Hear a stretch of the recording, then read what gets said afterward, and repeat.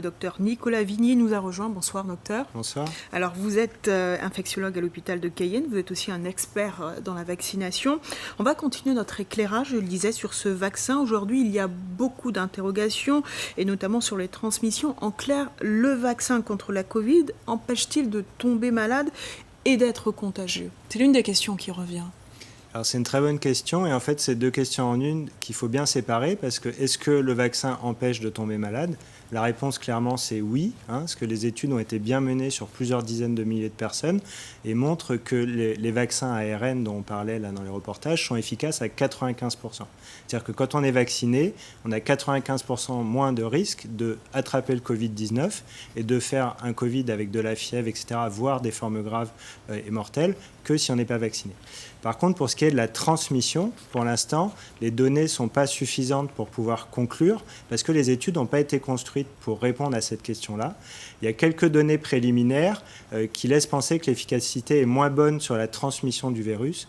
Donc on ne peut pas pour l'instant recommander de l'utiliser pour stopper la transmission, mais uniquement pour protéger les personnes vulnérables. Donc vacciné, mais il faut continuer les gestes barrières. Donc, étant donné qu'on n'a pas de certitude sur l'efficacité de la transmission et que de toute façon tout le monde n'est pas vacciné à ce jour, on est bien sûr obligé de continuer à appliquer les gestes barrières au quotidien. Alors, la deuxième grosse incertitude sur le vaccin, c'est la durée de protection sur le long terme, sur cette immunité. D'accord. Donc les vaccins induisent la production d'anticorps et d'une immunité mémoire. Pour savoir combien de temps elle va durer, il va falloir qu'on ait du recul par rapport aux études. Donc là, les premières données qui ont été publiées, c'était avec un recul de 3 mois. Et on voyait que 3 mois après la vaccination, les personnes avaient des anticorps à un niveau élevé et étaient bien protégées. Pour savoir si ça va continuer jusqu'à 1 an, 2 ans, 5 ans, il va falloir que le temps court un petit peu et les données vont être rendues publiques au fur et à mesure du temps. Mais là, les dernières publications datent de décembre, donc on n'est pas encore à 1 an de recul. Alors en Guyane, certaines pathologies sont plus importantes que d'autres, comme l'hypertension, le diabète. Est-ce qu'il y a des contre-indications pour ces pathologies qui touchent particulièrement les Guyanais ? D'accord. Donc il y a en effet des spécificités vis-à-vis des maladies chroniques en Guyane. Et en l'occurrence, ces pathologies, non seulement ne sont pas des contre-indications au vaccin, mais c'est même plutôt l'inverse. C'est-à-dire que les personnes qui sont atteintes de ces pathologies, comme par exemple le diabète ou l'hypertension, mais aussi d'autres maladies comme le cancer, l'immunodépression, ont au contraire une indication à être vaccinées, sont encouragées fortement à être vaccinées, parce que c'est justement ces personnes-là, quand elles attrapent le Covid, qui font les formes graves et qui sont à risque d'en décéder. Alors que si on les vaccine, le vaccin, il a été démontré qu'il était bien toléré aussi chez ces personnes ayant des comorbidités. Ça les protège et ça peut prévenir chez elles des formes graves et des décès. Alors demain, la campagne débute officiellement avec les EHPAD. Fort heureusement, il n'y a pas eu de mort dans nos EHPAD. On sait que beaucoup de personnes âgées en Guyane ne vivent pas dans les EHPAD. Alors, est-ce que ce sera une vaccination calquée sur le modèle national ou on prendra compte de cette réalité ? Alors, donc on suit quand même la stratégie nationale, mais on a bien conscience qu'il y a beaucoup de personnes âgées qui vivent en dehors des EHPAD et à domicile.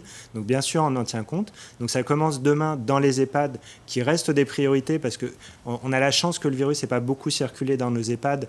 Donc il y a vraiment un bénéfice à vacciner les résidents des EHPAD parce que si le virus finit par rentrer, ça pourra éviter des catastrophes telles qu'on les a observées en métropole. Et concernant les personnes âgées qui vivent à domicile, en fait, c'est la prochaine étape vaccinale. Donc normalement, dès la fin du mois de janvier, elles vont pouvoir accéder elles aussi à la vaccination à travers des centres de vaccination qui sont en train d'être construits. Donc en métropole, ça va commencer dès le 18 janvier et en Guyane, on espère assez vite, dès qu'on est opérationnel, on pourra inviter les personnes de plus de 75 ans à s'inscrire sur les rendez-vous pour bénéficier du vaccination pour celles qui le souhaitent. Et des personnes de plus de 75 ans vivant dans le Haut-Maroni, comment ça va se passer? Parce qu'on sait qu'il y a toute une logistique pour garder au froid ce vaccin. Est-ce qu'on y a pensé? Alors bien sûr, on y a pensé. Il y a mes collègues des CDPS, que vous savez que les structures de santé sont gérées justement par l'hôpital de Cayenne sur le Haut-Maroni et les autres communes de l'intérieur, qui sont en train de recenser toutes les personnes éligibles, à la fois les personnes âgées de plus de 75 ans, qui ne sont pas aussi nombreuses que ça sur le Maroni, mais aussi les professionnels de santé de plus de 50 ans qui sont éligibles.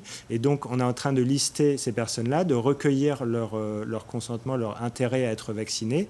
Et ensuite, on va mettre en place un dispositif pour qu'ils puissent accéder de manière équitable avec le littoral à la vaccination. Et la logistique ne risque pas d'être bien compliquée? Sûr. Alors la logistique est compliquée, vous l'avez bien vu, c'est pour ça que les vaccins arrivent seulement aujourd'hui, ce qu'il a fallu organiser, faire venir un frigo très particulier qui congèle à moins 80. Donc on n'aura pas besoin d'avoir ces frigos-là dans les communes de l'intérieur, parce que le vaccin, une fois décongelé, peut être conservé 5 jours. Donc on a juste besoin de le transporter en respectant la chaîne du froid comme dans un frigo et de pouvoir le stocker dans un frigo. Par contre, il faudra que les vaccinations soient organisées en amont pour que dès que le vaccin arrive, on puisse l'utiliser sans dépasser ce délai de 5 jours. Merci, docteur Vigny, d'avoir répondu à toutes nos questions. Merci encore.